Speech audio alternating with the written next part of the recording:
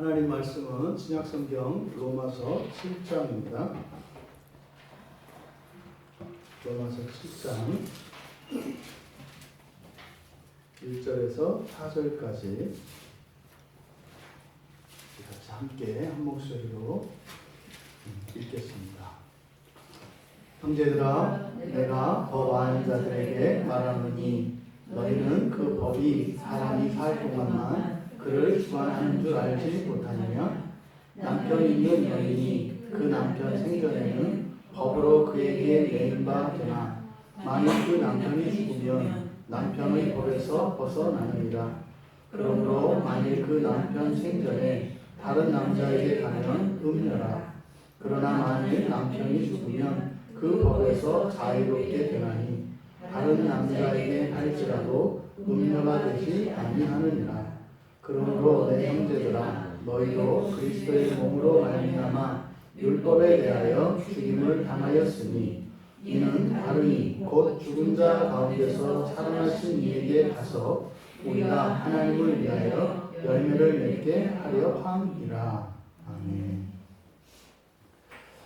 하나님을 위한 열매, 하나님을 위한 열매라는 제목으로 설교하려고 합니다. 이제 바울 사도께서 율법과 복음에 대한 이런 첨예한 대립, 또 율법과 복음에 대한 오해와 몰이해에 대해서 지금 설명하고 계시는데, 혼인관계를 들어서 바로 이 율법과 복음에 대해서, 그리고 우리의 신앙과 우리의 구원에 대해서 가르쳐 주시는 본문입니다. 이 본문 말씀을 통해서 우리들이 실제적으로 얻을 수 있는 분명한 지식이 있는데, 그 첫째는 혼인관계에 관한 것이요, 두 번째는 우리의 신앙의 본질과 형식에 관한 것입니다. 이 두 가지의 주제에 대해서 이 로마서 7장에서는 분명한 가르침을 주십니다. 실제로 우리가 이렇게 분명하지 못한, 확실하지 못한 그것 때문에 애매한 태도로 살아가고, 심지어는 그것 때문에 심리적으로 위축되기도 하고, 그러니 복음 안에 있는 참된 자유를 방해받기도 합니다. 그래서 특별히 오늘 우리가 함께 나누는 이 주제는 바로 혼인과 신앙에 관한, 그리고 이런 율법과 이런 복음에 대한 우리의 이런 혼자, 이것을 좀 정리할 수 있게 되는 그런 은혜가 있기를 바랍니다. 지금 바울 사도께서 1절에서 형제들아, 내가 법 아는 자들에게 말하노니 이러이러한 것을 알지 못하느냐, 이렇게 물어봅니다. 이것은 이제 바울 사도가 잘 쓰는 표현인데 어이가 없을 때 하는 겁니다. 어떻게 이럴 수 있냐, 알만한 사람들이 어떻게 이럴 수 있냐, 사실은 이해할 수 없는 거죠. 근데 원리적으로 이런 일이 왜 일어납니까? 뭐 그냥 한 칼로 말하자면 죄 때문이죠. 우리가 사실 살면서 경험하는 모든 불행하고 고통스럽고 이런 부정적인 모든 것들은 사실은 죄입니다. 근데 그것을 단순히 죄다 이렇게 얘기하지만, 죄의 실체를 정확히 우리가 알지 못하면 사실 죄라고 하는 말이 뭐 답인 것 같지만 하나도 답이 되질 않죠. 왜냐하면 이 죄라고 하는 것은 모양과 색깔과 크기와 질과 뭐 이러한 어마어마한 이렇게 변신이 가능한 것이기 때문에, 때로는 이 죄가 나의 자랑으로, 또 어떤 고상한 아름다움으로, 또는 사람들 사이의 어떤 덕으로, 심지어는 명예와 영광으로, 존귀로도 나타나기 때문입니다. 그래서 그 죄가 무엇인지 우리의 삶 속에서 밝혀내는 것 쉽지 않습니다. 그런데 바울 사도께서 지금 뭐라고 얘기합니까?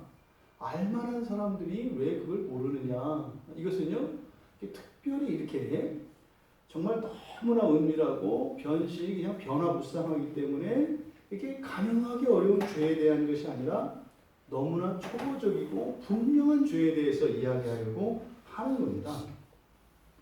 지금 여기서 법을 아는 형제들이면서 할 때 이 법, 그러니까 1절의 맨 앞에 형제들아 내가 법 할 때 이 법에는 의도적으로 바울 사도께서 관사를 뺍니다. 원래 이 법이라고 하는 말은 구약의 율법을 나타내요. 1차적으로는 토라에 있는 모세의 율법을 이야기합니다.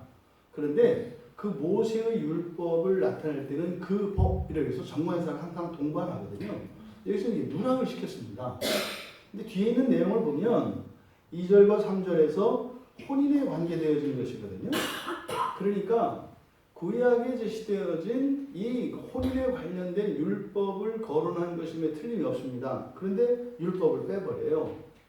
그것은 지금 이때 사도 바울이 활동하고 있던 이 시대, 그러니까 로마의 지배하 있지 않습니까? 그러면 구약에서 제시하고 있는 혼인법과 그리고 로마법에는 좀 다릅니다. 그래서 이 두 가지가 지금 혼재되어 있기 때문에 이 법이라고 하는 말에서 정관사를 뺨으로써 바울 사도는 구약의 율법과 현행 로마법 모두를 포괄하기 위해서 이렇게 나타내고 있습니다. 근데 마태복음 15장 3절에 보면 또 예수님께서 하나님의 계명에 대한 상대적인 법으로서 예수님께서 제시하시는 것이 있는데 어떻게 장로들의 전통, 유전이라고 하는 겁니다. 그러니까 이 성경의 구약의 이 율법 안에는 하나님께서 직접 주신 이런 율법들이 있고 또 신앙 공동체 안에서 하나님이 세우신 지도자들에 의해서 이런 규칙으로 제정되어지는 그런 율법들이 있습니다. 이것을 이제 장로들의 전통이라고 합니다. 근데 이 장로들의 전통이라고 하는 것은 무조건 잘못된 것이거나 무조건 절대적으로 옳은 것은 아닙니다. 그래서 이 장로들의 전통이라고 하는 것은 하나님의 법 안에서 말하자면 시행세칙과 같은 것들이죠. 그래서 이것은 변화할 수도 있고 개정될 수도 있는 것입니다. 그러면 여기서 말하는 이 법은 또한 구체적으로 하나님이 주신 것 또 그것보다는 바로 장로들의 전통에 해당되어지는 무슨 말입니까? 이렇게 좀 유연한 그러한 법을 염두에 두고 있다라고 우리가 생각할 수 있는 것 같습니다. 그러니까 지금 바울 사도가 말씀하시는 바는 그거죠. 법을 안다 이겁니다. 그런데 뒤에 있는 내용을 보니까 법이라는 것이 사람이 살 동안만 주관한다는 것을 모른다 이렇게 얘기한다고요. 그러니까 이것은 사실은 법과 법 정신에 관한 것입니다. 너희들이 법은 아는데 법 정신을 모르는구나 이런 거죠. 그러니까 법이 중요합니까? 법의 정신이 중요합니까? 둘 다 중요합니다. 둘 다 중요합니다. 그런데 이것이 어느 것이 더 우선할까요? 법의 정신이 우선하죠. 그래서 법과 법의 정신이 충돌할 때에는, 그러니까 충돌하지 않을 때는 둘 다 지켜야 되는 겁니다. 그런데 이 두 가지가 충돌할 때는 법의 정신이 우선한 거예요. 법이라고 하는 것은 최소한의 선이거든요. 그러니까 법대로 산다는 것이 이렇게 도덕성이 뛰어난 것을 의미하지 않습니다. 뭐 나쁜 짓 하는 사람들도 다 법을 지키면서 할 수 있거든요. 그러니까 법 정신은 해치면서 법을 이용하는 이런 아주 못돼 먹은 사람들이 있죠. 그러니까 미워 죽겠는데 어쩔 수가 없는. 근데 이런 사람들이 잘 먹고 잘 사는 세상이 되면 이거는 너무나 비참한 거예요. 그러니까 사실은 법을 몰라도 이런 법의 정신이 온전히 작동한다면 사실은 법의 이런 어떤 기능이 작동할 필요가 전혀 없습니다. 그러니까 법이 없어도 되는 겁니다. 법의 정신을 소중히 여긴다면 말이죠. 근데 그런 법의 정신이 무너질 때 피해를 최소화하고 그러한 악이 더 커지지 못하도록 막는 제도적인 장치가 법인 거죠. 지금 너희들이 법을 알면서도 그 법의 정신을 모르고 있다. 이렇게 된단 말이에요. 그러니까 이게 가치와 본말이 전도가 되면 사실은 그것 때문에 어떤 유익과 어떠한 기쁨이나 즐거움을 누리는 것이 아니라 그것이 불행의 원인이 됩니다. 오늘 그 낮에 이제 병원에 전도해 갔다가 이제 어떤 그 대형교회 그 수석 장로님이 이제 병원에 계셔서 만났어요. 그랬더니 이제 뭐 또 이제 이런 얘기 하다가 요즘에는 보통 큰 교회 딱 나오면 그 세수 문제가 막 나오거든요. 그 말씀을 드렸죠. 이제 그 옳고 그르고를 떠나서 실제로 저기 이제 시골에 있는 그 몇 명 되지 않는 이게 이렇게 노인분들만 계신 이런 교회에서는 그 아들 목사님이 그 아들이 이제 목사가 된 아들이 그 교회의 그 뭐 아버지 뒤를 이어서 그 교회를 이제 담임하고자 해도 이게 불법이 돼버려서 안 되는 거예요. 그러니까 또 뭐 그런 데니까 뭐 간다고 누가 뭐라고는 하겠습니까만 사실은 어떻게 해요? 불법적으로 그 교회에 목회를 하는 거잖아요. 근데 지금 이런 교회가 굉장히 많거든요. 그러니까 뭐 이렇게 그 전임 목사님과의 어떤 혈연 관계나 특별한 관계 때문에 특혜적으로 자격이 없는 사람이 되는 것도 문제이겠습니다만 또 그것 때문에 안 되는 것도 문제잖아요. 그러니까 되는 것만 차별이 아니라 못 되는 것도 차별이라고요. 그러니까 왜 아들이라 그래서 그 교회 목사가 되면 안 돼요? 그 말도 안 되지 않아요? 정상적으로 이런 절차를 거쳐서 그 교회에서 원하는 그런 자격을 갖춘 분이라면 뭐 아들이 되었던, 조카가 되었던, 사위가 되었던, 남이 되었던 그냥 목사면 되는 거죠. 이게 뭡니까? 그 법과 법의 정신을 모르기 때문에. 지금 사실은 바울 사도께서 지금 로마 교회에 주시는 이 교훈, 그런 법의 정신과 원리, 그 본질과 형식이 이게 지금 잘못되어 있다는 거예요. 이게 지금 오늘날 우리 교회에도 그대로 적용되고 있는 겁니다. 그런데요, 이것뿐일까요? 이것을 지금 바울 사도께서 혼인관계를 통해서 이야기를 하고 있거든요. 혼인관계도 마찬가지입니다. 혼인이라고 하는 이런 형식적인 관계와 그리고 혼인이 가지고 있는 그 정신, 그 가치와 의미, 이것을 우리가 혼동하면 안 돼요. 그런데 우리들이 냉정하게 우리 자신들을 들여다보면 우리가 손가락질을 하는 그런 일들이 일어나게 되는 똑같은 그런 사고와 가치체계가 우리들 안에도 동일하게 있다는 것을 발견하게 됩니다. 이게 지금 잘못되면 정말 불행한 일들이 많이 일어나지 않습니까? 심지어는 우리들이 갖고 있는 신앙이에요. 여러분들에게 기독교인이라고 하는, 기독교라고 하는 이 신앙이 여러분들을 올바매는 것 같은 어떤 그런 규칙과 의무들이 있어요. 기독교인으로서 해야 되는 것과 하지 말아야 될 이런 의무들이 있지 않습니까?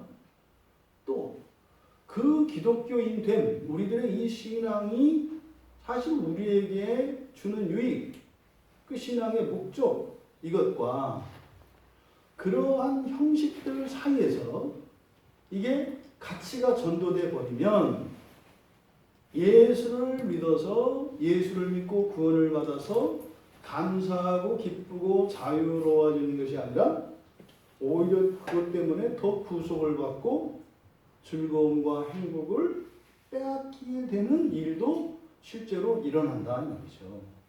그러니까 지금 로마교회 교인들이 맞닥뜨리고 있는 이 문제는 2000년이 지난 지금도 여전히 우리들 개인의 삶과 이런 교회와 나라와 민족이라고 하는 크고 작은 모든 공동체 안에 동일하게 내재되어 있는 것을 보면 참 지루하다.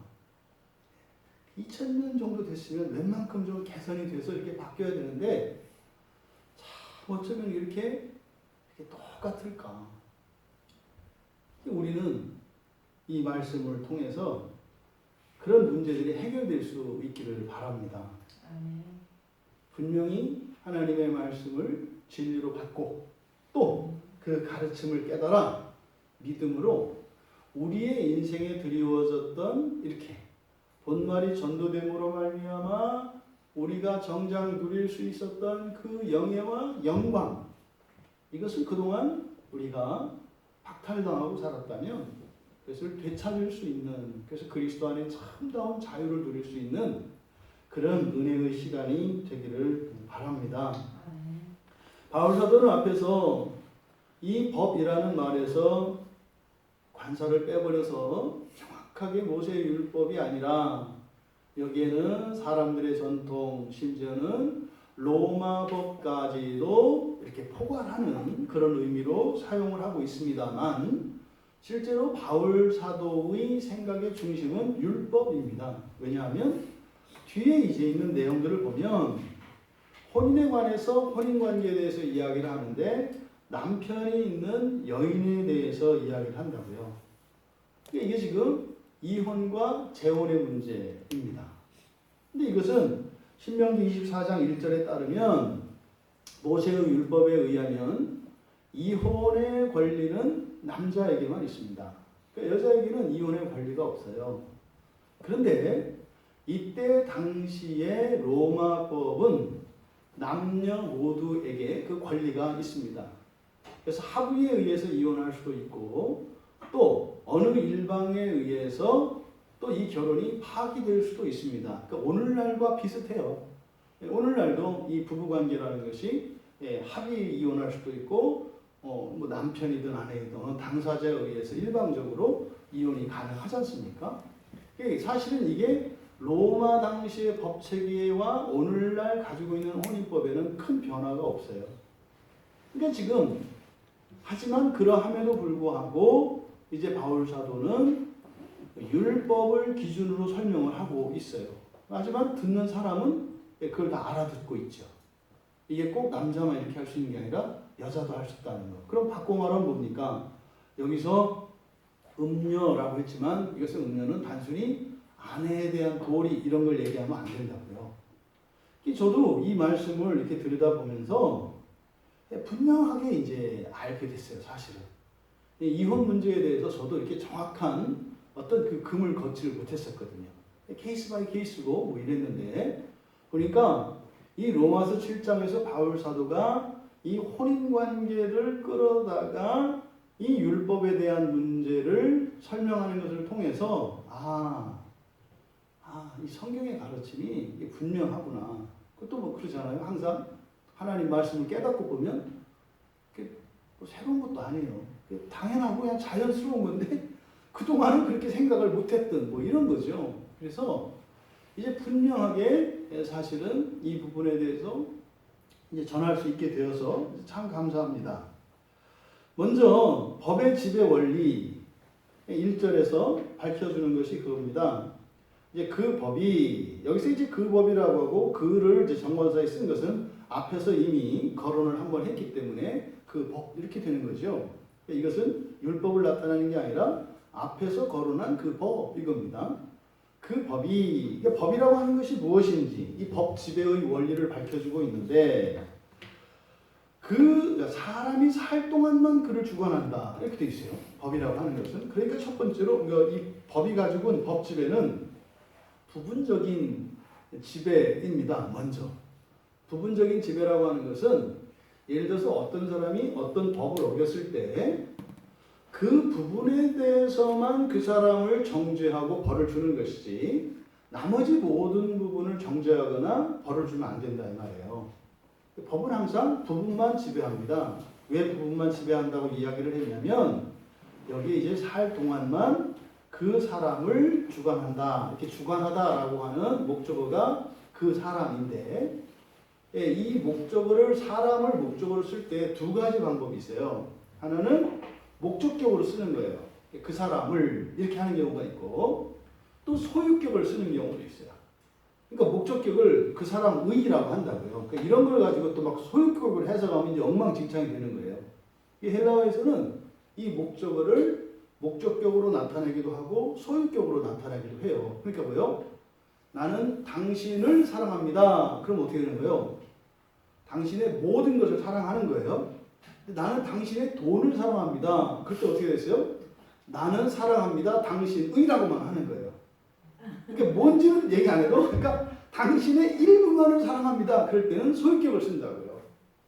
그러니까 뭐 나는 무엇을 먹습니다. 이랬을 때 무엇을 먹습니다. 뭐 닭을 먹습니다. 예를 들어서 이렇게 소유격을 쓰는 거예요. 꼬리, 날개, 뭐 다리, 몸통을 다 먹는 거예요. 그런데 그쪽 이제 가슴살 하나 떼줘서 이렇게 그거 얻어먹고 있으면 저는 그냥 닭의 일부를 먹고 있습니다. 그때는 닭의 소유격을 쓰면 옆에서 꼽살을 껴서 얻어먹는구나 이렇게 이제 알 수 있어요. 이게 이제 헬라에서 나타나는 표현 방식이거든요.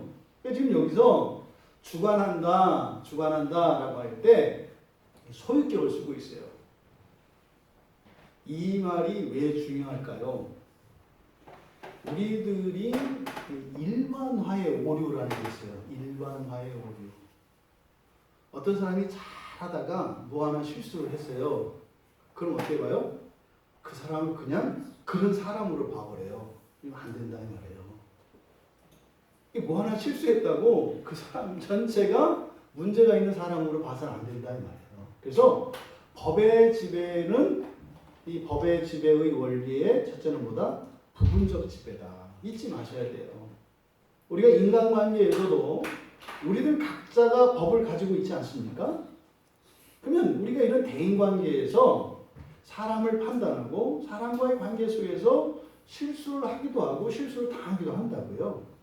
그랬을 때 우리의 판단이 일반화되어서는 안 된다는 거예요. 그러니까 그 사건에 국한해서만 부분적으로 지배를 해야 된다. 두 번째로는 한시적인 겁니다. 한시적인 거예요. 영원하지 않아요. 여기 보면 살 동안만 이렇게 되어 있지 않습니까? 여기서 살 동안, 이 동안이라고 번역한 이 단어는 여러분 잘 알죠 이제 크로노스라고 하는 말이에요. 카이로스와 크로노스는 시간을 나타내는 말이지 않습니까? 그러니까 크로노스라고 하는 말은 단위의 시간이에요. 그러니까 이거는 시작과 끝이 있다고요. 그래서 살아있는 기간 동안 이런 뜻이거든요. 살아있는 기간 동안만 주관한다. 그러니까 법이라고 하는 것은 한시적인 겁니다. 영원히 적용되는 게 아니에요. 그래서 먼저 1절에서 우리가 이 법의 지배 원리를 배워서 분명히 알고 있어야 합니다. 그러니까 여러분 영원한 의무, 영원한 법의 구속 이런 것은 없다. 그런 것은 없다. 반드시 그 모든 것으로부터 벗겨지는 날이 있다라고 하는 것을 염두에 두셔야 합니다. 이제 여기서 거론하는 법은 혼인법입니다. 결혼이죠. 이 혼인관계에 관한 것인데 2절에 뭐 남편이 있는 여인 계속 반복되거든요. 그 남편이 있는 여인 그러면 남편이 있는 여인은 이렇게 되어 있습니다. 여기서 남편이 있는 여인이니까 무슨 말입니까? 지금 혼인관계에 있는 거죠. 결혼한 여자. 그럼 이때는 여자로만 생각하지 마시고 그냥 사람으로 이해하시면 돼요. 결혼한 사람은 이렇게 되는 겁니다. 그럼 여러분 먼저 한번 우리가 이 결혼에 대해서 생각을 해봐야 합니다.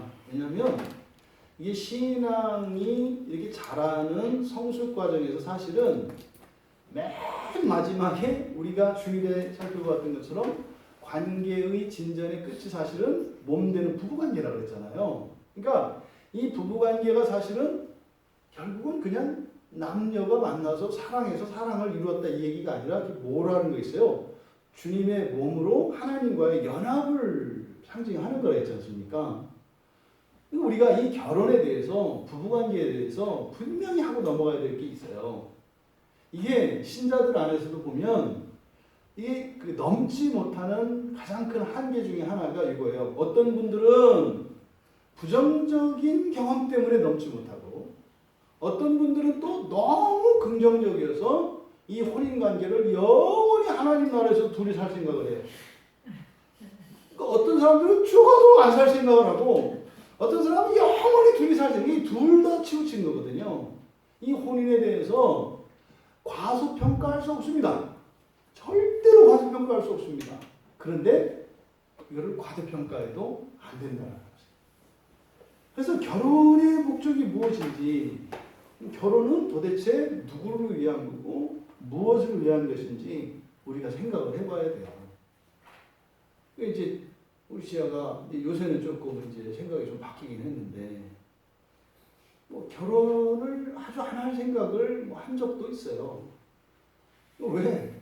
그 결혼을 요즘 청년들이 안 한다고 많이 하거든요. 그 청년들이 안 하려고 하는 목적이 뭐겠어요? 안 하려고 하는 그 이유가 뭐겠습니까? 내가 생각해보니까 내가 결혼해서 나한테 득될 게 없다 이거예요. 그러니까 뭐요? 물론 득이 될 수도 있는데 또 손해를 볼 수도 있는 이런 가능성 때문에 차라리 불확실한 그 계산법에 따르지 말고 그냥 내 인생 나 혼자 사는 게 낫겠다. 내가 그냥 살다가 내가 잘못해서 망하면 뭐 원망할 거 없으니까. 그런데 내가 살다가 너랑 살다가 너 때문에 망했다고 그러면은 견딜 수가 없을 것 같아. 그러니 그냥 내가 내 책임은 내 인생은 내가 책임지고 살겠다 이런 생각이거든요. 그러니까 사실은 이런 결혼의 목적이 자기 자신에게 주로 있습니다. 대부분 그렇죠. 그럼 과연 성경에서는 어떻게 이야기하는가?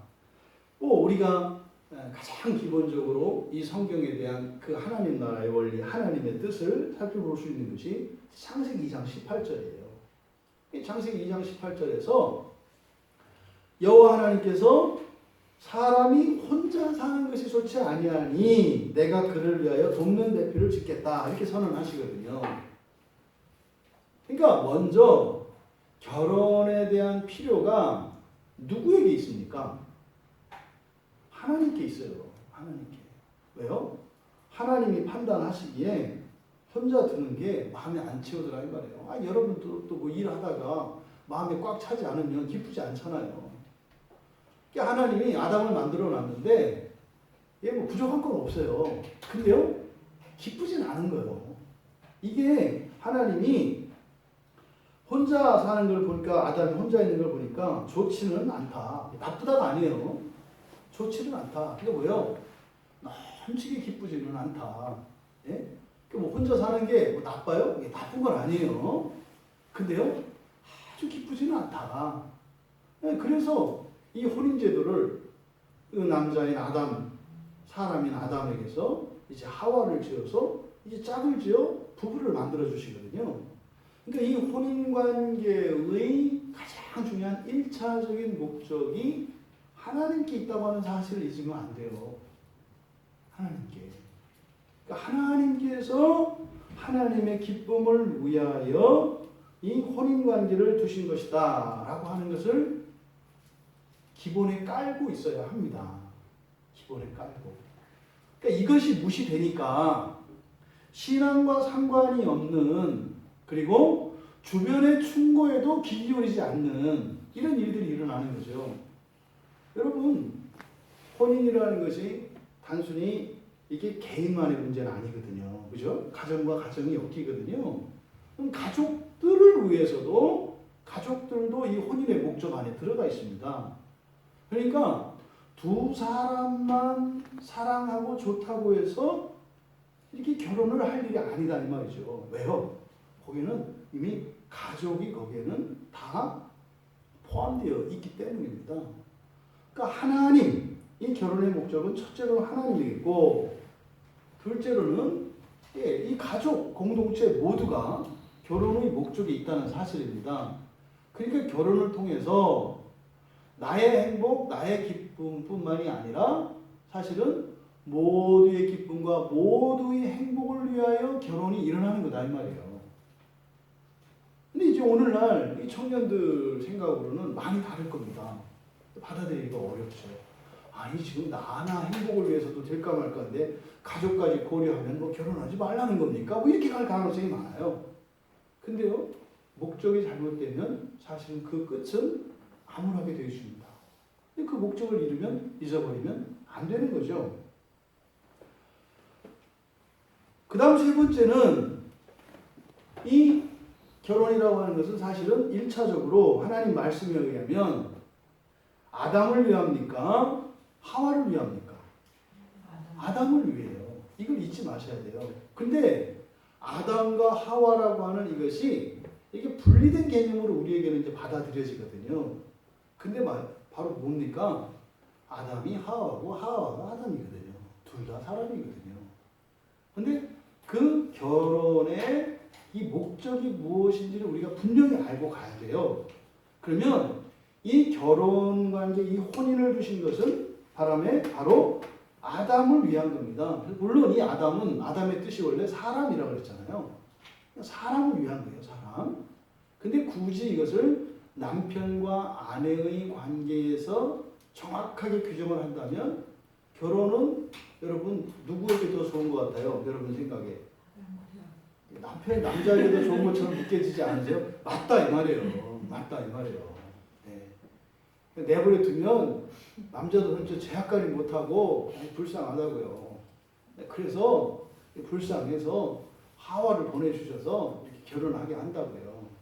그러니까 이런 기본적인 목적을 잊어버리면 안 된다. 하지만 이때 아담이라고 하는 것은 사실은 남편과 아내, 남자와 여자라고 하는 대립되는 개념이 아니라 사실은 뭐다? 사람이다. 그러니까 하나님을 위함이다만 또한 이것은 사람을 위한 것이다. 그런데 이제 바로 뒤에 이 나오는 이야기가 이제 사명이거든요. 동물들 이름 짓는 이야기가 이제 창세기에서 나옵니다.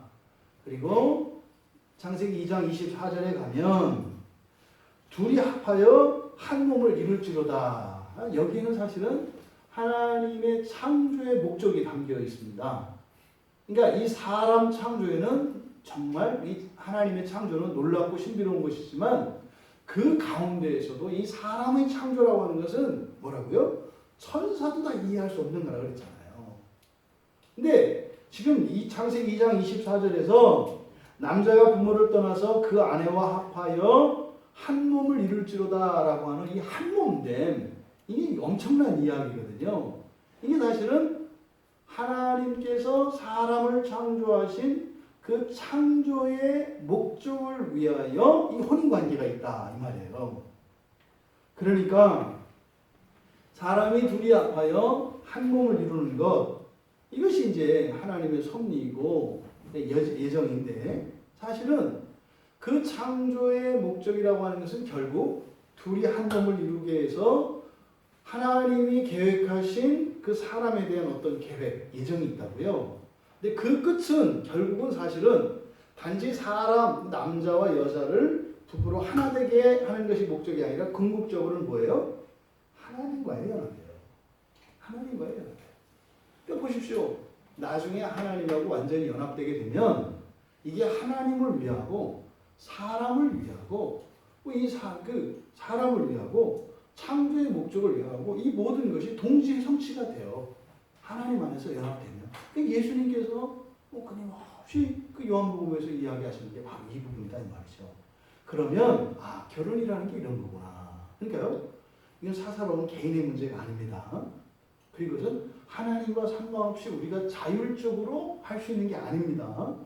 또 이 결혼이라는 것은 그저 이 세상에서만, 이 세상에 사는 동안만 있는 그런 게 아닙니다. 이것은 영원에 잇대어 있는 그런 제도가 혼인제도라는 겁니다. 이때 영원에 잇대라고 하는 것은 이 세상에서 결혼한 두 남녀가 영원히 산다는 거 아니에요. 이 성경 공부하다 이 질문을 받았다고요. 그 다음에 죽고 나서 부활하면 제 남편과 헤어진다는 말이에요. 이 다음에 부활했는데 제가 제 아내를 못 알아본다는 말이에요. 이거 가지고 고민하더라고요. 이게 뭐예요? 여전히 형식에 매여 있고 이 세상에 매여 있는 거죠. 그러니까 초점이 거기에 있어서는 안 되는 거죠. 그러니까 완전히 그 다른 세상이 열릴 것이고 하나님 안에 연합한다는 것은 사실 뭡니까? 이런 거죠. 이 세상에서 또 보면 죽도록 사랑했던 부부가 있어요. 그랬는데 이제 부활 이후에 그런 혼인관계가 사라졌다고 하는 것은 두 사람의 사랑이 식어지고 없어지고 남남이 된다는 의미가 아니에요. 이 세상에서 부부관계로 누리던 그 친밀감, 그 사랑, 그것을 능가하는 무엇이 있다는 얘기지 이걸 버린다는 얘기가 아니다 이 말이에요. 근데 이게 이제 자기가 더 줘나 마나 필요 없어요. 저 이대로 좋으니까 그냥 우리 둘이 그냥 기억하게 했으면 좋겠어요.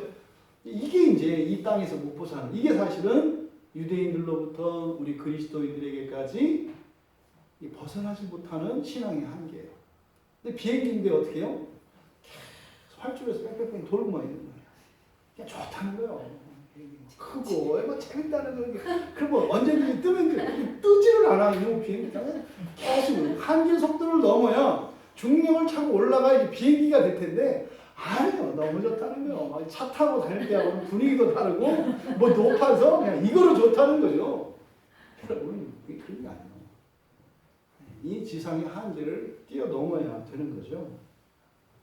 여러분 이 혼인의 목적 이것은 굉장히 영적이고 또 지상에서 어찌 보면 가장 가치가 있는 일이고 존귀한 것입니다.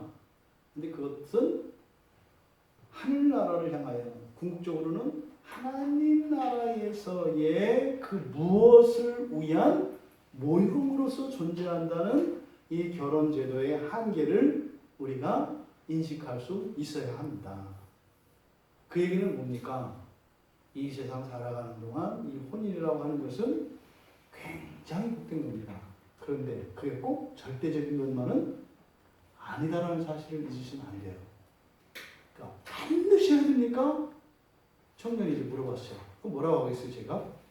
반드시 해야 된다. 이렇게 얘기할 거예요. 왜? 좋으니까. 그럼 이제 절대로 결혼하면 안 되는 겁니까? 뭐라고 하겠어요? 그건 아니다. 근데 아까 반드시 해야 된다 했잖아요. 뭐 절대로 뭐 안 하면 안 되는 건 아닌데 근데 절대로 해야 돼. 왜요? 그 나중에 얘기하자. 결혼하고 나서. 그 결혼해야 얘기가 되는 거지 결혼 전에 얘기가 안 되는 거잖아요. 이런 이 두 가지 의미가 사실은 이 결혼 안에 담겨져 있죠. 이 혼인관계라고 하는 것은 영원하지 않아요. 왜요? 2절에서 말씀했잖아요. 남편이 있는 여인은 그 남편 생전에는 법으로 그 얘기, 법은 뭐겠습니까? 혼인법을 얘기하는 거예요. 그러니까 살아있는 동안에는 혼인관계가 유효하다는 거예요. 근데 죽으면 어떻게 된다는 거예요? 혼인관계가 깨어진다는 거예요. 깨어진다는 거예요. 이게 이제 여러분들 안에 이제 여러 가지 생각이 있을 수 있습니다. 그래서 또 이제 그렇게 사랑하다가 한 사람이 죽었어요. 배우자 중에 한 사람이 죽었어요. 그리고 나서 이제 누가 재혼을 하라 그래요. 그랬을 때 어떻게 해요? 남편을 또 아내를 버리는 것 같고 가능하는 것처럼. 또 보면은 또 뭐 가능한다고 이렇게 써 있잖아요. 이런 생각이 든단 말이죠. 근데 곰곰이 이 성경의 가르침을 따져보면 그것도 매이는 것이라고 지금 성경은 이야기하고 있어요. 그러니까 그게 매인다. 이것은 이 혼인을 신앙 안에서 그리고 하나님 나라라고 하는 영원한 지평에서 이해하지 못하면 그게 뭐가 된다는 거예요? 율법이 된다는 거예요. 지금 율법에 대한 이야기를 하면서 혼인관계를 지금 꺼내는 것은 바로 이런 겁니다. 이때 당시에 이런 일이 있었다고 합니다.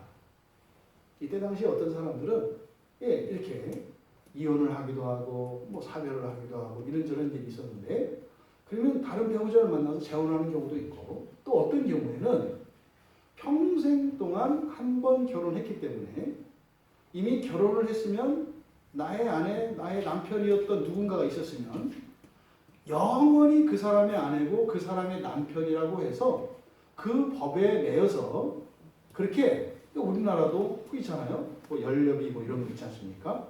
그래서 그것을 지키면서 살아가는 일들이 실제로 있었대요. 근데 이때 당시에도 그 문제가 상당히 교회 안에서나 일반인들 사이에 정확하게 규정되지 않았던 문제였어요. 그래서 지금 바울 사도가 이것을 거론하고 있는 거거든요. 그런데 2절에서 단호하게 말씀합니다. 만약에 그 배우자가 살아있는 동안만 혼인관계가 유효하다라고 이야기를 하는 겁니다. 그러니까 부부관계라고 하는 것은 영원한 게 아니라고 말하는 거예요. 영원한 게 아니라고. 그래서 이 부부의 도리와 의무들 이것은 살아있는 동안만 유효하다. 그러면 여기서 남편 있는 여인이라고 번역한 이 말은 남편 있는이라고 이렇게 번역한 것은 뒤에 나오는 그 수식하는 명사가 여인이기 때문에 남편 있는이라고 번역을 한 거예요. 남편 있는 이라고 번역되어진 이 단어는 그러니까 휘판드로스라고 하는 말이에요. 휘판드로스라고 하는 말은 어떤 사람에게나 어떤 권세에 예속되어 있는 사람을 나타내는 말이에요. 그럼 여러분, 이 휘판드로스의 대표적인 사람이 누구겠어요? 종이죠. 앞에서 계속 종에 대해서 거론했지 않습니까? 그러니까 이 휘판드로스라고 하는 이 말은 자유를 갖고 있지 못한 사람을 말해요. 그러니까 다른 이의 주권에 매여 있는 사람을 말해요. 그러니까 혼인관계에서는 이렇게 남녀가 만나서 부부가 되었을 때는 남편은 아내에게, 아내는 남편에게 매이게 됩니다. 이것을 지금 나타내기 위해서 휘판드로스라고 하는 말을 사용을 한 거예요. 그러니까 사람이나 어떤 권세에 복속된 사람은 이렇게 되는 거죠. 그러면 그 권세 또는 그 권세가 유효한 동안에만 의무가 있다. 이렇게 이야기를 하는 겁니다. 이 단어를 이제 구약에서 잠언 6장 24절이 이렇게 되어 있어요. 이것이 너를 지켜 악한 여인에게 이방 여인의 혀로 호리는 말에 빠지지 않게 하리라. 이때 악한 여인이라고 되어 있는 악한이라는 말을 70인역에서 번역할 때 이 휘판드로스를 사용해요. 그러니까 여기서 말하는 남편 있는 여인이라고 하는 것은 단지 혼인관계에 있는 사람을 말하는 거예요.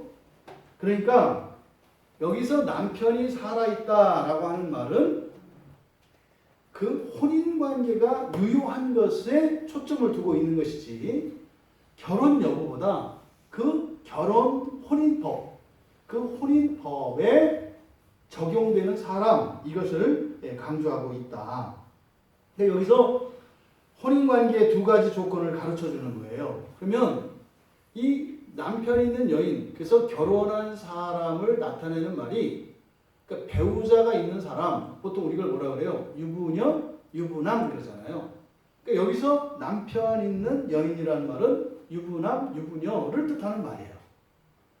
근데 지금 여기서 유부남이 되려고 하면 조건이 있죠. 첫째 어떻게 돼요? 그 배우자가 혼인해야 돼요. 그러니까 합법적으로 혼인을 해야 됩니다.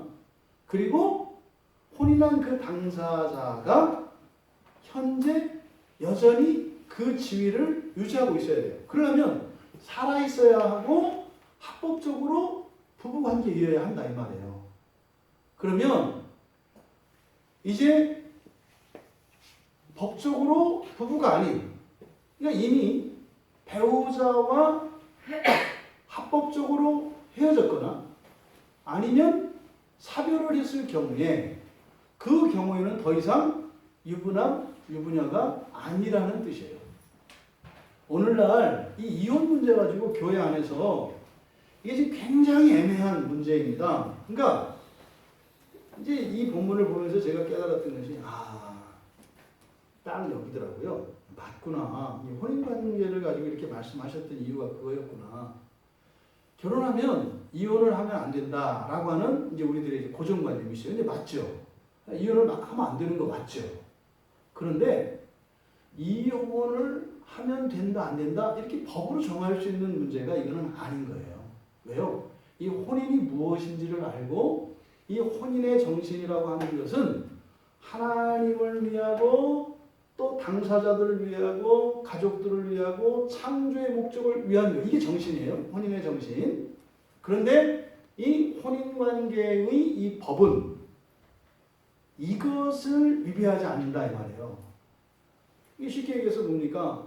기본적으로 배우자가 이런 유효한 혼인관계가 유효할 수 있도록 여기서 거론하는 것은 일반적으로 성적인 것을 생각하게 합니다만 여기서는 그런 게 아니에요. 이것은 그냥 단순한 성 문제뿐만이 아니라 기본적으로 남편은 남편의 도리를 해야 하고 아내는 아내의 도리를 해야 되는 것을 전제하고 있어요. 그러면 이것이 깨어졌을 때는 그것은 결혼의 정신에 위배하는 것이기 때문에 이혼이 가능해요. 이혼이 가능해요. 이 얘기는 그냥 문제 있는 부부들에게 뭐 면죄부를 줘서 맘 놓고 해라, 해방이다, 풀렸다, 이 얘기를 하는 게 아니에요. 이혼하신 분들에 대해서 자신들의 이혼과 이런 가정의 이런 파경의 이유가 이런 혼인의 정신에 위배되는 상황이었다면 조금도 그것에 대해서는 죄책감을 갖거나 문제의식을 가질 필요가 없다고 바울 사도께서 분명히 여기서 규정해 주는 거예요. 그러니까 이 권세라고 하는 것은 바로 그 유효한 관계가 지속되는 한에서만 이 혼인법에 적용을 받는다. 그래서 이 혼인에 여기서 이야기하는 이 혼인관계의 기본적인 조건은 뭐다? 첫째로는 생존이고 둘째로는 법적이고 정상적인 혼인관계다 이 말이에요. 실제로 교회 안에 이런 부부들이 간간히 있습니다. 내가 예수를 믿는 사람이라는 이유 때문에 너무나 부당하고 악한 상황 속에서도 이혼을 못하는 사람이 있어요. 이혼을 하라고 해도 자기가 못해요.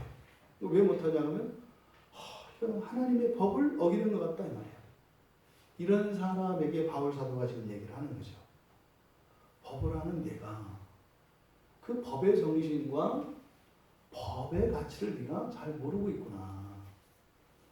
혼인제도를 준 것은 하나님의 기쁨뿐만 아니라 당사자들의 기쁨과 영광과 명예를 위한 것입니다. 그런데 그것으로 인하여 고통을 받고 있다면 그것은 성경에서 말하는 정상적인 부부관계, 혼인관계가 아니라는 거죠. 그것을 개선하기 위하여 적극적인 선택을 할 수 있는 그 길을 성경에서는 열어주고 있다라고 하는 사실입니다. 그런데 그러함에도 이러한 부부관계, 이 부부관계라고 하는 것은 어떻게 끝이 나는 거냐? 그냥 끝날 수는 없는 거예요. 그렇죠? 이 혼인관계라고 하는 것은 또 이렇게 이런 정신뿐만 아니라 혼인법이 있는 거기 때문에 형식이 있는 거기 때문에 이 부부관계는 죽음으로 끝난다는 거예요. 그 남편이 살아있는 동안에는 그게 맹바 돼요. 하지만 남편이 죽으면 남편의 법에서 벗어난다. 배우자가 죽으면 배우자의 법에서, 다시 말해서 더 이상 누구의 배우자도 아니라는 뜻이에요. 그러면 여기에서 2절에 죽었다. 그 남편이 죽으면 죽었다라는 말이 있습니다. 근데 이제 뒤에 가면 이게 2절과 3절은 혼인법에서 혼인관계에 대해서 이야기를 하는 것이고 이제 4절에 가면 이런 혼인관계를 통해서 율법과 신자들의 관계를 이제 유비적으로 이야기를 해요. 근데 4절에서 사용하는 죽음과 지금 2절과 3절에서 얘기하는 죽음을 다른 죽음으로 이야기합니다. 그러면 이 결혼과 관련되어진 이 배우자가 죽는다 할 때 이 죽다라고 하는 말은 아포뜨네스코라고 하는 말이에요. 뜨네스코라고 하는 그 죽음에서 아포라고 하는 접두를 붙인 건데 이 죽음은 종결, 끝에 있어요. 우리가 예수님께서 오시는 이 세상의 끝을 뭐라고 하죠? 종말이라고 하잖아요. 그때 종말이라고 할 때 그 종의 의미가 바로 여기서 얘기하는 아포뜨네스코예요. 끝의 의미가 있다는 거예요. 끝에. 그래서 죽음으로 끝난다라고 하는 것은 이 부부관계가 끝나는 것을 말해요. 부부관계가 끝이 있다는 것을 말해요. 근데 끝의 1차적인 원인은 뭐예요? 육체적인 죽음이에요. 육체적인 죽음으로 끝이 나요. 두 번째로 이 부부관계의 끝은 또 어떤 식으로도 날 수 있어요? 법적으로도 날 수 있다는 말이에요. 법적으로 이렇게 정확하게 이런 이혼의 절차를 갖춰서 확정이 됐다면 그것은 뭐다? 더 이상 부부관계가 그 사람에게 매이게 하지 않는다. 여기서 자유롭게 하는, 벗어난다. 또 3절에 가면 자유롭게 된다. 여기서 자유롭게 된다는 것은 노예가 이제 완전히 자유인이 되는 것을 나타내는 말입니다. 그러니까 이 부부관계는 종결될 수 있고 그 종결되는 것이 죽음 그리고 법적인 합법적인 이혼도 여기에 포함이 된다는 겁니다. 그래서 이 단어에 벗어난다라고 할 때 카타르게오라고 하는 말을 썼는데 벗어난다라고 하는 말은 이 카타르게오라고 하는 말은 폐기되다 이런 뜻이에요. 폐기되다, 무효가 되다. 그러면요 처음의 혼인 관계도 없어지는 거예요. 그러니까 처음의 상태로 되돌아간다는 거예요. 그래서 여기서 나타내는 이 죽음이라고 하는 것은 바로 그 부부관계의 끝, 이 종식에 초점을 두고 있는 말이다.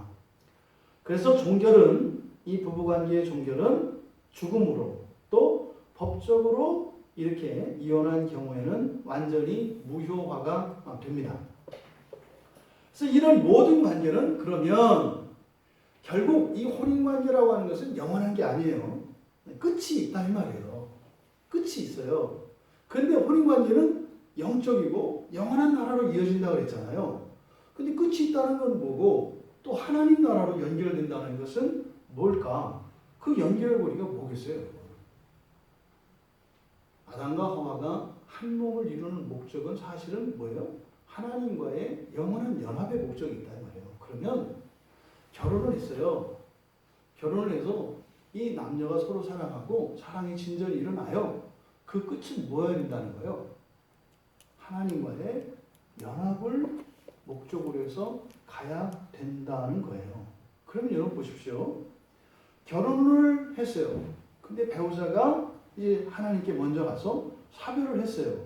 또 어떤 경우에는 이혼을 하게 됐어요. 이랬을 때는 그 이전에 자기의 배우자와는 더 이상 혼인관계가 유효하지 않습니다. 이때 두 가지 선택이 가능하죠. 두 가지 선택이 가능해요. 그냥 현실적으로 그냥 혼자 그냥 살든지 아니면 다시 재혼을 하든지 둘 다 가능하죠. 근데 중요한 것은 그게 아니에요. 중요한 것은 뭐예요? 또 재혼을 하든 뭐 하든 결국 그건 또 끝날 거거든요. 사실은 이 혼인관계가 있는 궁극적인 목적이 뭐라고요? 하나님과의 연합이 되었어요. 그래서 사도 바울이 이제 고린도전서에서 바로 이런 사별했을 경우, 이혼했을 경우 이런 경우에 대해서 이제 바울 사도가 제안을 한다고요. 권면을 해요. 그냥 될 수 있으면 뭐 해라? 혼자 사는 게 좋다 이렇게 얘기를 해요. 혼자 사는 게 좋다. 그런데 결혼해도 다시 결혼해도 무방하다 이렇게 얘기한다고요. 그러니까 중요한 것은요. 결혼하느냐 혼자 사느냐가 중요한 게 아니라 또 결혼 자체가 중요해요.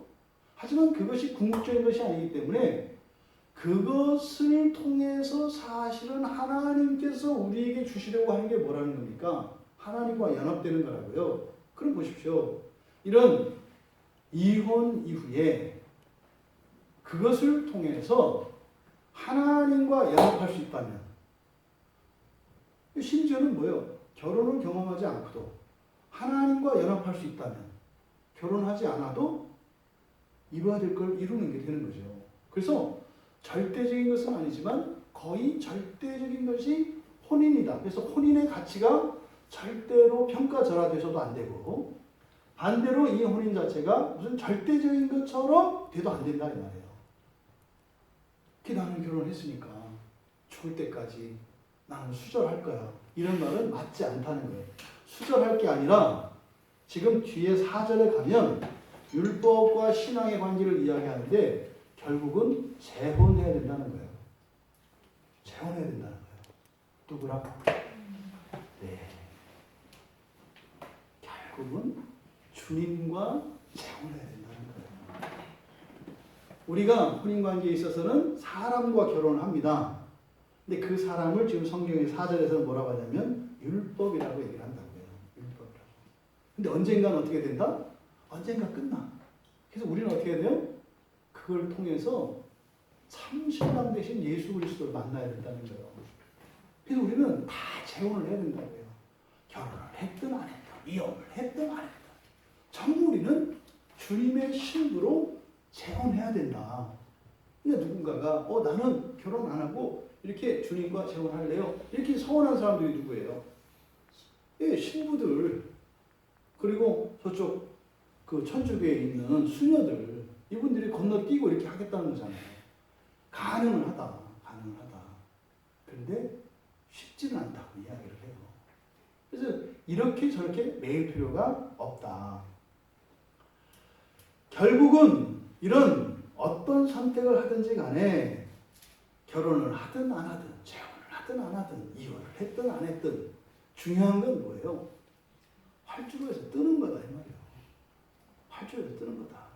그러니까 뺑뺑 돌아야 되느냐, 직선으로 전진 후진을 해야 되느냐, 뭐 이게 중요한 게 아니라 뭐다? 떠야 된다. 하늘로 떠야 된다. 그래서 주님의 신부가 되기 위해서는 사실은 혼인관계를 통해서 가는 것이 자연스럽고 수월한 거예요. 근데 또 그렇게 안 하면 안 되는 건 아니다. 왜? 로켓은 활주로를 달리질 않아요. 그냥 제자리에서 그냥 또 오르는 로켓도 있기 때문에 반드시 이렇게 돌아야 된다. 그러니까 뭐 절대로 결혼해야 된다. 이런 것도 아니다. 하지만 우리 청년들 안 해도 되는 거고 이렇게 가서는 안 된다 했어요. 꼭 해야 돼요. 해야 되는데 절대적으로 뭐 이렇게 이걸 법으로 가서는 안 된다. 이 얘기를 하는 겁니다. 그러니까 이런 혼인관계의 의무라고 하는 것, 이것은 이렇게 법적으로 유효하고 그리고 살아있는 경우에, 생존해 있는 경우에, 그러니까 뭐예요?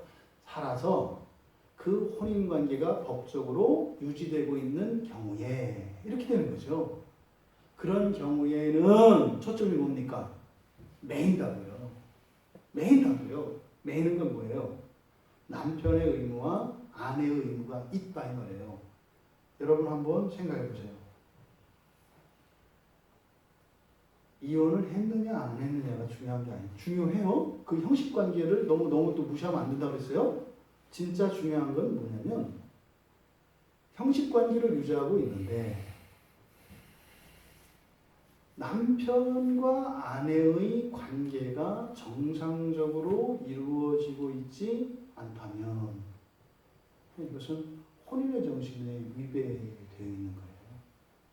이거는 사실상 정상적인 혼인의 관계라고도 볼 수 없는 거예요. 먼저 우리가 온전한 혼인 관계를 회복하는 것에 먼저 우리의 마음을 써야 합니다.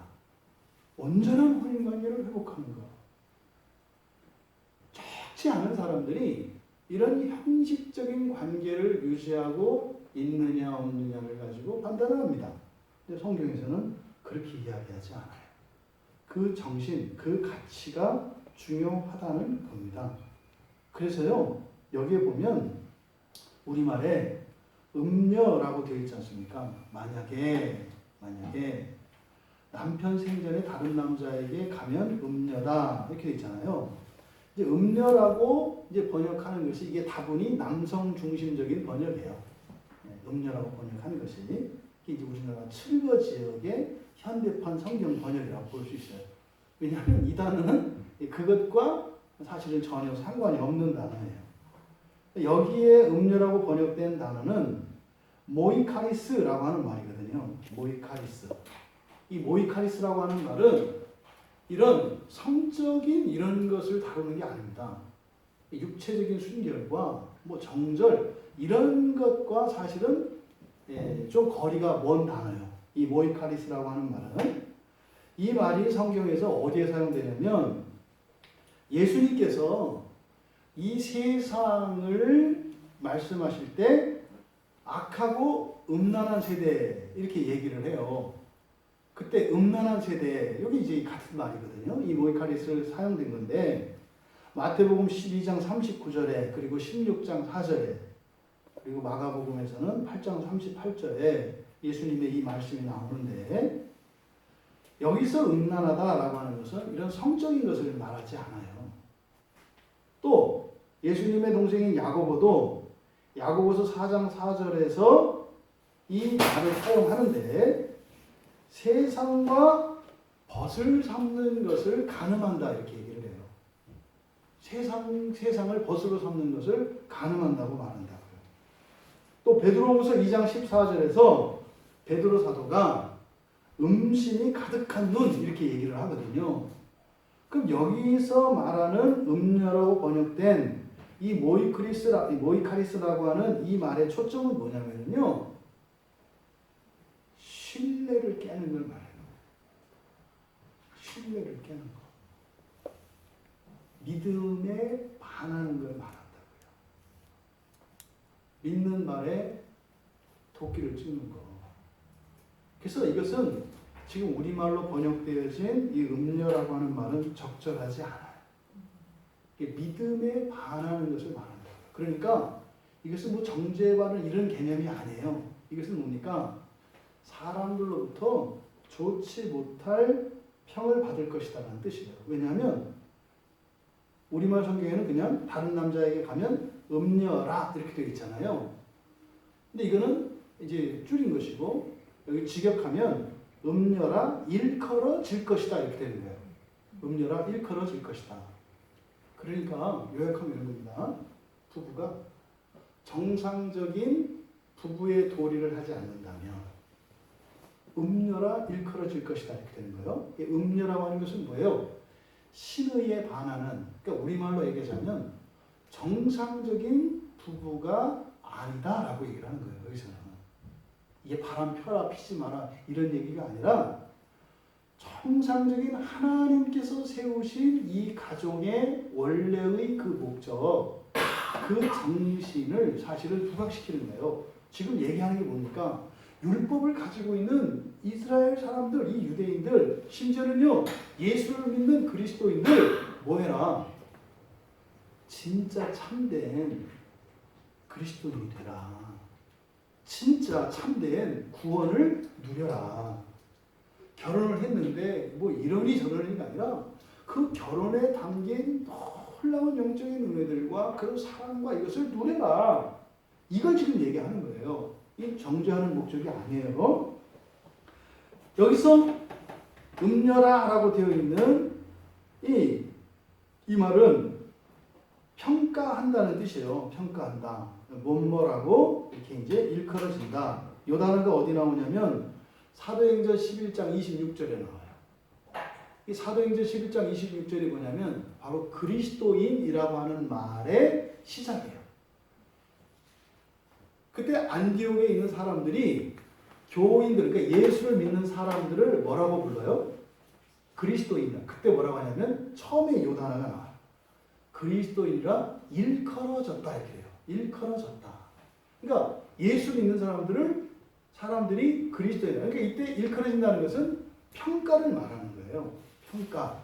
그러니까 여기서 이렇게 그 남편 생전에 다른 남자에 가면 음녀라 일컬어질 것이다 라고 하는 이 말은 정상적으로 남편이 남편의 도리를 다하고 아내가 아내의 도리를 다하지 않는 부부라면 비정상적인 부부라고, 그러니까 부부 같지 않은 부부라는 평가를 받게 될 것이다 이렇게 얘기를 하는 거예요.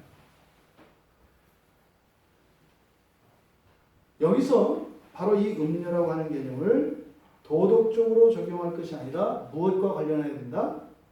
신뢰. 사실은 지금 바울 사도가 이 얘기를 하는 것은 우리 신앙에 대한 얘기를 지금 하려고 하는 거예요. 신앙에 대한 얘기를 하려고 하는데 바로 가정윤리에 대해서 여기서 얘기를 하고 있는 거죠. 이렇게 봤는데 부부가 정상적이지 않았을 경우, 또 그리스도와 그리스도인의 관계가 정상적이 아니었을 경우, 이것을 세상 사람들은 뭐라고 부른다? 우리말 성경에는 음녀라고 부른다 이 말이에요. 그럼 어떻게 돼요? 교회가 이제는 그리스도인이 아니라 누가 된다는 거예요? 음녀가 된다는 거예요. 근데 여기서 사용하는 이 음녀라는 말은 그리스도인의 정반대되는 세상의 평가를 말하는 거라고요. 오늘날 우리나라에는 이 음녀를 번역할 수 있는 좋은 단어가 있어요. 아주 적절한 단어. 이게 뭐예요? 개독교. 개독교도. 이게 지금 이 음녀에 대한 정확한 번역이에요. 그러니까 온전한 신자는 그리스도인, 기독교인이라고 하고 온전하지 못한 그런 신자는 개독교인이라 일컬어질 것이다. 예언이 성취됐잖아요. 이게 우연한 일이 아니에요. 2000년 전에 이미 우리나라에서 잘못하면 개독교가 될 것이다 라고 바울 사도가 이미 예언해 놨던 거예요. 와, 이렇구나. 그런데 이것은 신앙 안에서도 마찬가지다. 마찬가지다. 여기에 대해서 말하자면 끝도 없습니다. 이런저런 사례들은. 하지만 지금 바울 사도께서는 이 두 가지 문제, 이때 당시에 신앙 안에서의 정상적인 이런 순결한 그런 그 혼인 관계가 유지되고 있지 못한 그 어두운 그 시대적 상황, 그것과 함께 동시에 이런 신앙이 온전하지 못한 이것을 동시에 지금 말씀하고 있다. 그래서 지금 3절의 끝에서 남편이 죽으면 그 법에서 자유롭게 되나니 다른 남자에 갈지라도 음녀가 되지 아니하니라. 사실은요, 이 굉장히 어떻게 보면 해석에 따라서는 굉장히 이게 적극적으로 해석될 수도 있는 말씀이에요, 사실은. 근데 이게 너무 지나치면 과외 불급이 될 수 있어서 그건 자제하기로 하고, 이제 그제 4절로 넘어가면, 먼저 4절 가기 전에 이렇게 혼인관계의 의무가 없는 사람들, 즉 혼인법에 매여 있지 않은 사람들은 사실은 다시 재혼을 해도 그것은 신앙 안에서 전혀 부끄러운 일이 아니다. 또 실제로 우리의 신앙과 이 혼인관계의 정상적이고 그 본질적인 가치가 위배되어지는 상황에서 가정이 깨어진다고 해도 그것은 정죄받거나 신앙인으로서 신앙에 거리낄 것은 아니다. 하지만 성경에 대한 가르침은 그것을 옹호하지는 않습니다. 할 수 있다면, 버틸 수 있다면 버텨봐라 라고 얘기해요. 하지만 넘치게는 버티지는 마라. 왜요? 이 혼인관계를 지키려고 하는 것도 결국에는 그 당사자를 또 지키려고 하는 게 있기 때문에 어느 한 당사자가 그 혼인관계를 지키기 위해서 그에게 영원히 파리해져 간다면 그것을 또 맞지 않는 거예요. 그래서 각자의 상황과 그러한 현재의 정도에 따라서 사실은 그걸 보고 판단해야 되고 분별해야 될 그 여지는 분명히 남겨져 있죠. 하지만 원리적으로 절대적으로 이혼하면 안 된다. 이것은 성경의 가르침이 아니라는 거예요. 그래서 그런 부분에 대해서 정죄하거나 자책감을 갖고 있는 사람들이 있었다면 조금도 그것에 대해서는 부끄러워할 필요가 없다라고 바울 사도께서 말씀해 주시는 거예요. 이어서 이제 4절에서 그러므로 내 형제들아 너희도 그리스도의 몸으로 말미암아 율법에 대하여 죽음을 당하게 되었으니, 여기서 지금 이게 지금 이혼 얘기를 하는 거예요. 그리스도의 몸으로 말미암아 율법에 대하여 죽임을 당했다. 이게 지금 이 얘기가 뭐냐면 율법에 대해서 죽임을 당했다. 이것은 율법에 대하여라고 번역되어 있는데 이것은 율법으로 이렇게 번역을 하는 게 좋습니다. 그래서 율법으로 인해서 죽임을 당했다. 뭡니까? 이혼 당했다는 거죠. 이혼 당했다. 그러니까 저쪽에서 예를 들어서 그 남편이 버렸다 이 말이에요. 버림을 받았다. 이혼 당했다. 이렇게 얘기하는 거예요. 근데 여기에 죽임을 당했다 할 때는 따나토오라고 하는 동사를 사용해요. 네, 앞에서 사용되었던 것과 이 죽음이 의미하는 바는 좀 다릅니다. 이것은요, 파괴되다. 온전성이 훼손되어지고 파괴당하는 걸 말해요. 그 관계가 종식되는 것에 초점을 둔 것이 아니라 이건 뭐예요? 파괴되는 거에 초점을 두고 있어요. 그러니까 끝나는 것보다 더 무서운 거죠. 이거는 그 관계가 끝났느냐 안 끝났는 거냐 아니라 이거는 끝나는 것을 떠나서 어떻게 해요? 저절하게 파괴당했다 이 말이에요. 하물며 이렇게 그 혼인관계가 종식된 사람에게도 자유가 있거든. 그것에게 완전히 유린당하고 파괴당한 자들에게는 어떻게 했어요? 당당하게 새 신랑을 만나서 결혼할 수 있는 권리가 있다는 거예요. 이게 지금 율법과 예수 그리스도를 지금 두 남자로 놓고 지금 얘기를 하고 있는 거예요. 바울 사도가. 그러니까 율법의 기능이 뭡니까? 죄를 드러내는 거예요. 율법이 하는 건 뭐예요? 그런 거죠. 아주 못돼 먹은 남편 뭐 이런 겁니다. 맨날 나가서 노름하고 말이죠. 들어와서 그냥 뭐 폭력만 행하고 말이죠. 집에 살림 다 부시고 뭐 도리는 안 하고 뭐 이런 사람을 말하는 거예요. 지금 율법을 그렇게 얘기하는 거예요. 하지만 율법을 우리는 그렇게 생각하면 안 돼요. 지금 율법을 이 따나토스의 죽음을 통해서 설명하는 것은 그 율법 아래 있는 사람들이 정죄당하는 것을 말한다 이 말이에요. 모든 사람은 정죄당하기 때문에 이렇게 얘기를 한 거다. 그러면 이런 거죠. 만약에 어떤 사람이 율법과 여전히 혼인관계를 맺고 있다면 그 사람들이 그리스도를 영접하는 일은요. 음료가 되는 거예요. 그렇잖아요. 이거는 우리들에게 뭐예요? 여러분들 안에 만약에 어떤 율법에 매여 있다면 여러분 스스로를 여기서 말하는 이렇게 음료처럼 대하게 될 거예요. 그러니까 이것은요. 부당한 죄책감이에요. 잘못된 죄책감이에요. 맨날 죄인입니다. 죄인입니다. 그런 얘기 하지 마라. 구체적으로 내가 지나가다가 남 핸드북을 봤는데 그걸 보는 순간 남편이 미워졌다. 이런 거를 해결을 해야지. 그냥 죄인이다 죄인이다 이러지 마라 이거요. 네? 뭐 식구가 나왔는데 뭐 이렇게 외제차로 나왔는데 신세를 한탄하게 됐다. 이런 거를 회개해야 되는 거지. 뭐 이 막연하게 죄인 이러지 말라는 거예요. 여기서 율법에 대하여 죽임당했다. 율법으로 죽임을 당했어요. 그러면은요, 율법에 의무가 있습니까? 없습니까? 없다는 거예요. 없다는 거예요. 그러니까 예수 그리스도를 주로 영접한 것을 마치 재혼한 것처럼 이야기를 하거든요. 그런데 어떻게 해요? 자꾸 옛날 일을 생각한다는 말이에요. 내가 여기 불변인데 이래서는 안 된다는 말이에요. 근데 문제는 그게 있는 거죠.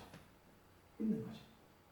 근데 예수 안에 있으면서 예수께서 십자가에서 모든 죄를 다 사해줬는데도 뭐요?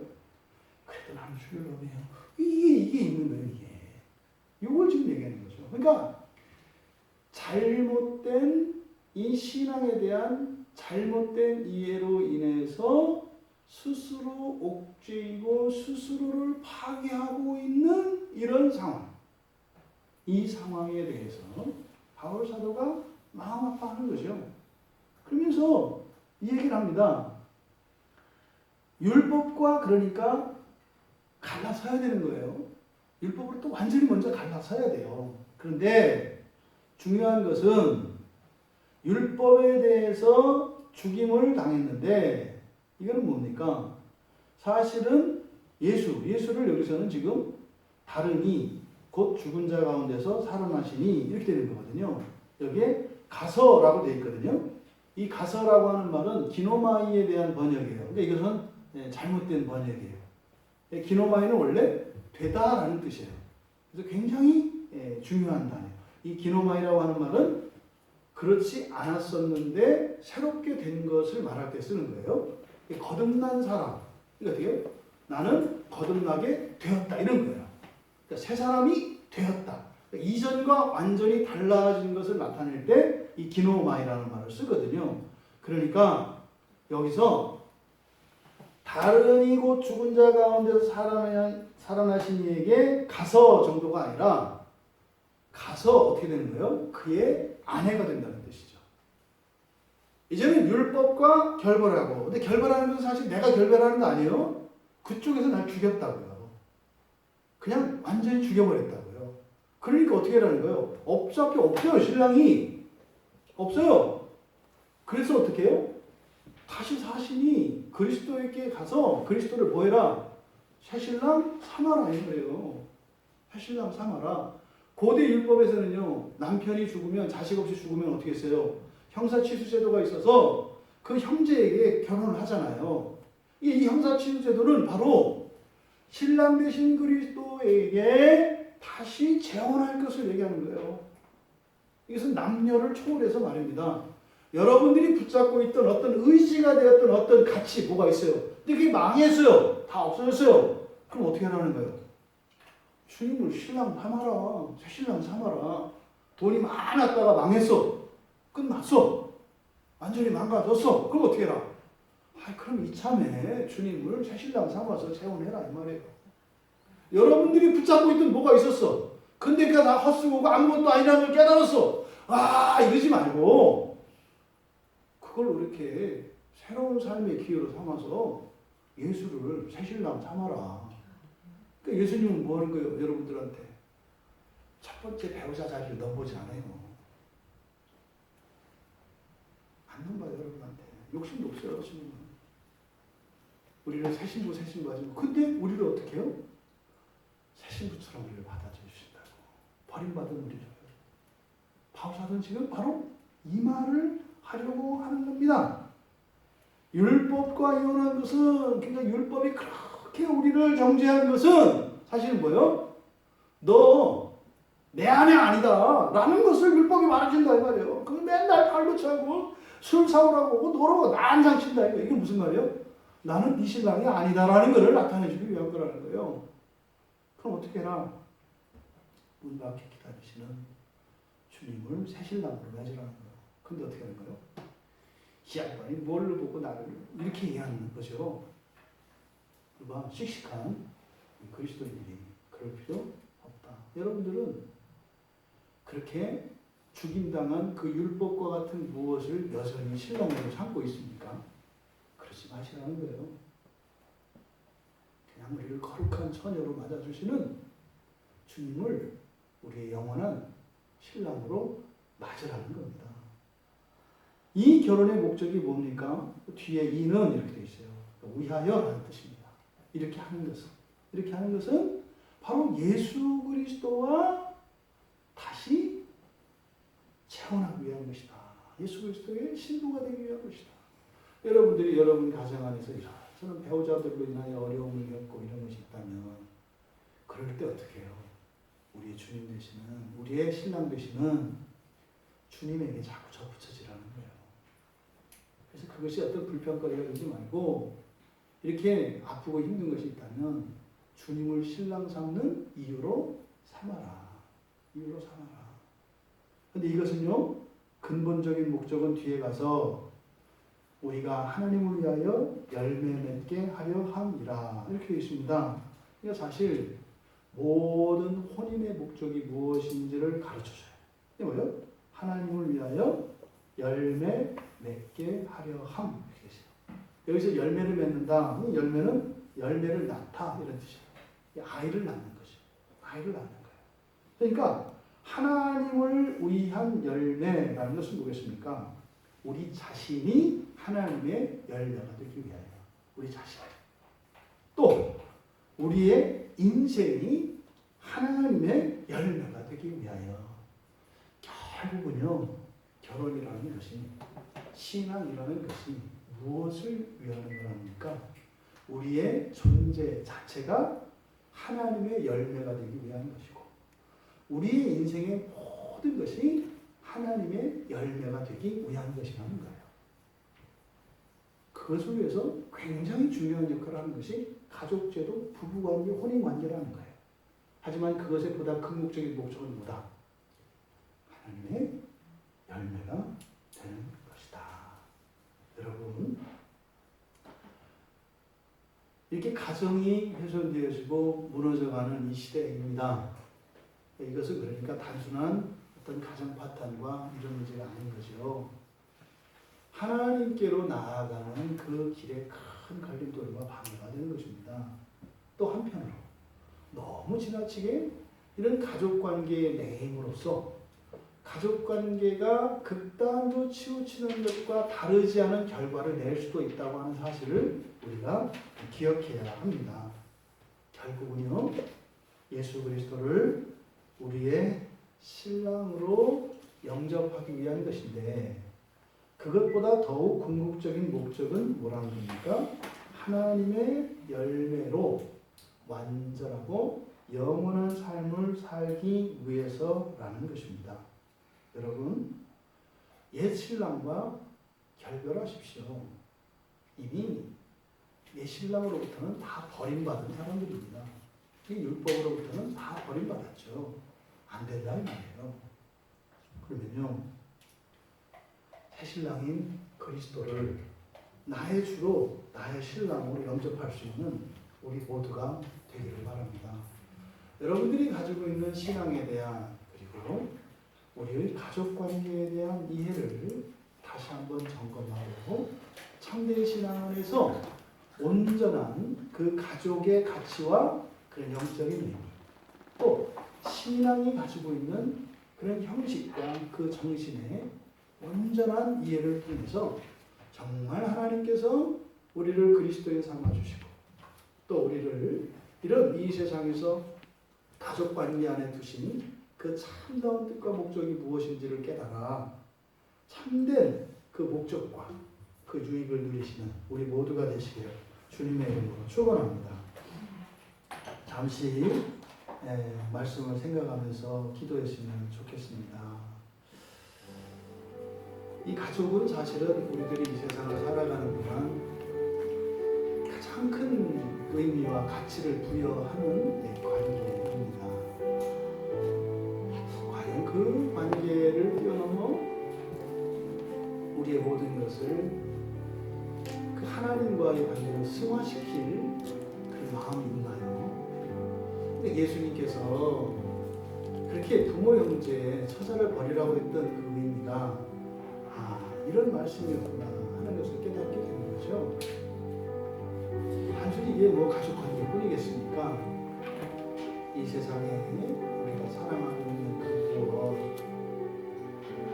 신앙에 자꾸만 방해를 받는 그 무엇, 그것도 주님과의 성숙한 관계를 위하여 더 승화시키기 위하여 기꺼이 내려놓을 수 있는가? 그냥 우리 스스로 한번 살펴보고 우리의 어떠함을 그대로 하나님께 고백할 수 있었으면 좋겠습니다. 지금 이 문맥 안에서는 율법에 매여서 참된 그 그리스도의 복음 안으로 들어오지 못하는 알량한 이런저런 이런 신앙의 형식들에 매여서 복음을 누리지 못하는 이들을 향해서 바울이 얻어주시는 것이에요.